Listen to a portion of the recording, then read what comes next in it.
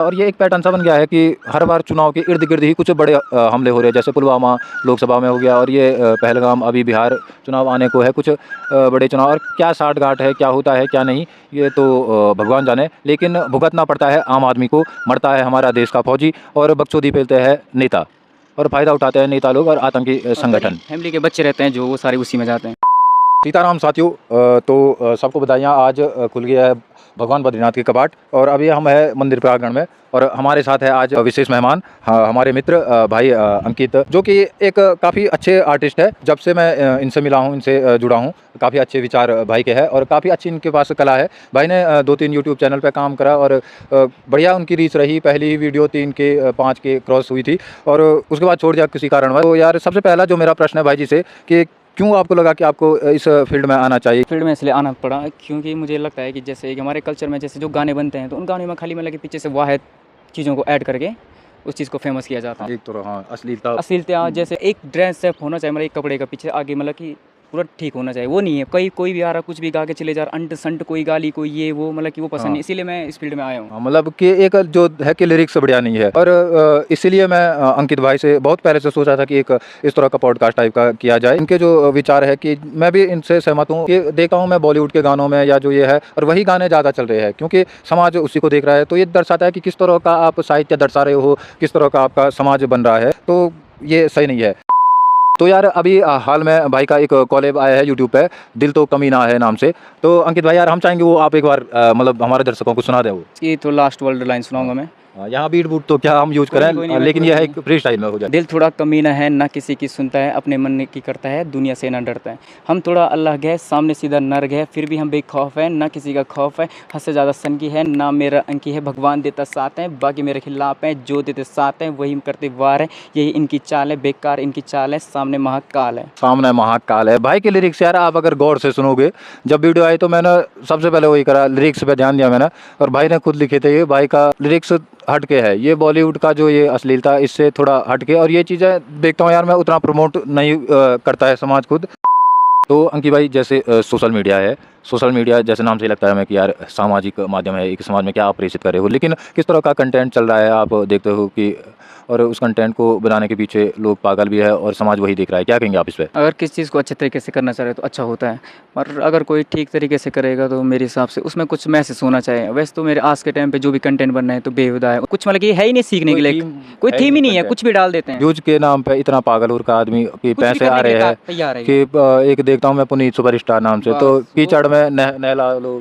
क्या कहेंगे आप ऐसे कंटेंट क्रिएटरों को? आप उनकी सोच है, वो चाहे कुछ भी करें ना। चलो ये पुनीत सुपरस्टार तो ये एक खुद को इफेक्ट कर रहा है, लेकिन मैं देखता हूँ कि नॉर्मली जो ये हमारे फीमेल है इन्फ्लुएंसर जो वाहियात अश्लील कंटेंट पेश कर रहे हैं कंटेंट के नाम पे, तो क्या कहेंगे इससे? क्योंकि समाज में तो यार गलत चीज़ें फैल रही है और इसका नतीजा आप देख ही रहे हैं यूपी में अभी किस तरह का कोई सास लेके भाग गया, कोई समधन लेके भाग गया।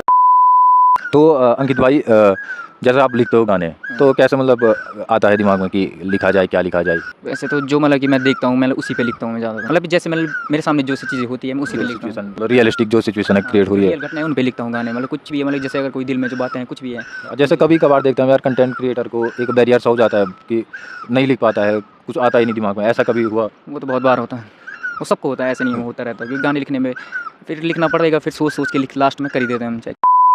अच्छा एक अभी 12-13 जो ये हो गए दिन हो गए, पहलगाम में एक आतंकी हमला हुआ था और ऐसे आतंकी हमले होते रहते हैं हर साल, छोटे मोटे आतंकी हमले हो ही रहे हैं और 4-5 साल बाद एक और बड़ा आतंकी हमला हो जाता है। ये पैटर्न देखने को मिल रहा है, तो क्या कहेंगे अंकित भाई, कौन जिम्मेदार है ऐसे आतंकी हमलों के लिए? अब जिसके जो पूरी सरकार चला रही है, तो सरकार चला रही है वो जिम्मेदार है। वास्तविक बात है कि क्योंकि देश की सुरक्षा की जिम्मेदारी सरकार की है, जो पूरा देश चला रही है, जो पूरा देश चला रही है।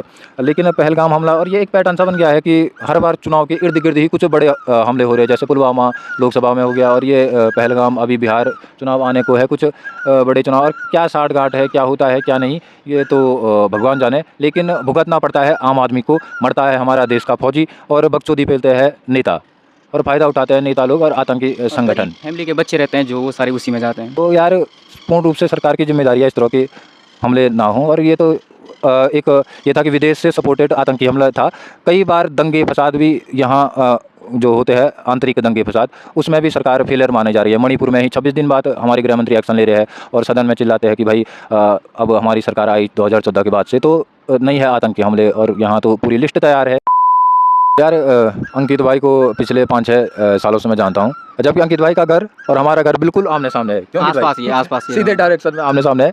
और एक बढ़िया आर्टिस्ट, और अच्छा लगता है कि यार ऐसे आर्टिस्ट लोगों के साथ जब अपने टाइप के क्रिएटिव लोगों के साथ मिलता है आदमी। अभी अब सीजन खुलने को है, तो ये जो NH है एक ही रोड है और वही NH7 जो है, क्या मतलब सीजन को लगता है अंकित भाई आपको जो ये 4 धाम यात्रा है उससे क्या फ़ायदा है और क्या नुकसान समाज को हो रहा है? नुकसान और फ़ायदा दोनों होता है। किसी का घर चलता है, मगर सबसे ज़्यादा जानवरों का नुकसान होता है।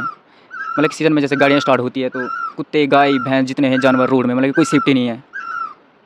मतलब कि मैंने तो बहुत कुत्ते खोए हैं। कोई भी कुत्ता कुचल के चले जा रहा है। यही पे एक मैं दुकानदार है भाई कैलाश भाई, तो उसका कह रहे थे कि हर सीजन एक कुत्ता तो जाता ही जाता है। मैंने खुद पाले हैं कुत्ते, मैंने खुद पाले हैं। मेरे कुत्ता आज मैंने खुद पाले हैं, 2-3 कुत्ते मैंने पाले, तो उन्होंने कोई गाड़ी वालों नहीं दबाए। तो एक मैंने क्या देखा, ये जो पागल नाला है उसके थोड़ा आगे पे वैसे तो सुलभ शौचालय भी बनाया है गवर्नमेंट ने, लेकिन बस आती है और ऊपर लाइन पे गंदगी हाँ, गंदगी तो फैला के चले जाते हैं और कुछ नहीं।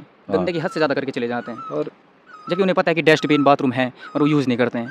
वो आते हैं और बस यहाँ खाया पिया और सीधा फेंक के चले जाते हैं। ये एक नॉर्मल गंदगी की बात नहीं है, समाज में इससे भी बड़ी गंदगी फैलाने का यहाँ प्रयास किया जा रहा है। आप आ रहे हो देवभक्ति देवभूमि में यात्रा, 4 धाम यात्रा के नाम पे, और यहाँ अपनी अय्यासियाँ करके निकल जा रहे हो। हाँ, तो किस तरह का समाज पे प्रभाव पड़ेगा? हमारी आने वाली पीढ़ी बहुत बुरी कंडीशन रहेगी मेरे हिसाब से, अगर ऐसी रहा।